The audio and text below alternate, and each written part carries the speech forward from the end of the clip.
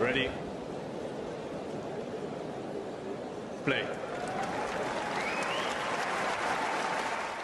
Someone who's actually made a very important career decision. Elena Rybakina has a new coach, Goran Ivanisevic, who obviously... When did he leave Djokovic's team? Was it last year or earlier this year? I would say, no, it was definitely this year, because I remember them being together in Indian Wells, and I think it was just after Indian Wells. I think the pair of them, touched on the fact that, maybe it was just a good time to end. I think Djokovic at that point as well was highlighting some of the struggles he was having with motivation outside of the big events such as the Slams and obviously the Olympics. It was a very cordial, departure from each other. And, Goran matching up with Elena Rybakina, yes, big news, possibly the biggest news on the WTA side today, certainly off the court. Yeah. And I think a lot of people obviously are quite excited to see, can he, make arguably the best server on the WTA tour into definitely the best WTA player in terms of serving. I mean, it's certainly something that was touched on. I mean, he was famous for being a serve bot himself, and hence the fact he was performing so well on the grass, and particularly at Wimbledon.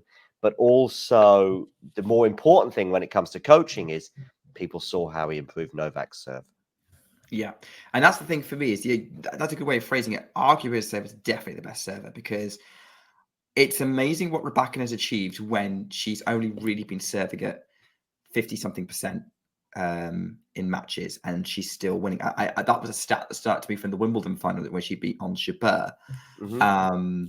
And, I was like, good grief, if she's only serving at 50-something%, what's going to happen when she's having a really good day? And if Goran is a specialist with improving serves, which is what he's obviously credited for doing with Novak, then to me, that just makes Elena Rybakina incredibly dangerous if that combination works and she can listen to him. Like turning into a spot server, a more efficient server, that's suddenly you're looking at Max Rybakina, which is something we've not seen for a while. And I would be I think 2025, she could end up taking the world by storm.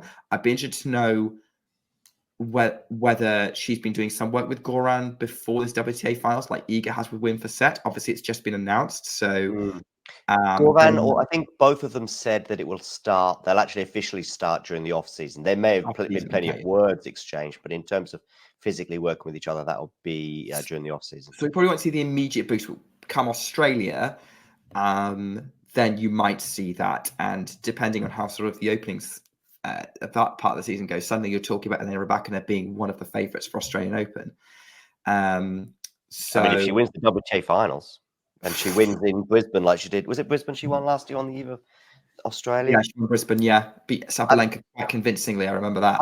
I do think that we might see an immediate impact in terms of her just... I mean, what I like about this decision is it's quite quick. I can't remember exactly when her and Vukov parted ways, sometime probably post Wimbledon. So it was September. It was post US Open. September, exactly. Post US Open. So yeah, exactly. So we're only looking at a couple of months, and she hasn't played a tournament in that period of time. So I like the swiftness of this. I like the decisiveness. I think the stability as well that can come with this. It shows that, she's a real tennis player and she's someone to be reckoned with. And I think that side of things, as much as anything, it made me pleased to hear this announcement today.